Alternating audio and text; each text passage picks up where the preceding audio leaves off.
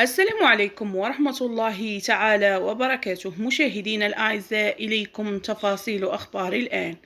تتوقع المديرية العامة للأرصاد الجوية بالنسبة ليوم الأربعاء أن تتميز الحالة الجوية العامة بسماء غائمة بكل من أقصى شمال البلاد وشرق الواجهة المتوسطية والريف والأطلس المتوسطي والمنطقة الشرقية، ومن المحتمل أن تعطي الفرصة لنزول قطرات مطرية متفرقة. وستتشكل كتل ضبابية بالقرب من السواحل فضلا عن تناثر غبار داخل الأقاليم الصحراوية. وستتراوح درجة الحرارة الدنيا ما بين 3 و12 درجة بالمرتفعات الأطلس والريف، وما بين 18 و 23 درجة جنوب الأقاليم الصحراوية، وستكون ما بين 11 و 18 درجة فيما تبقى من أرجاء البلاد.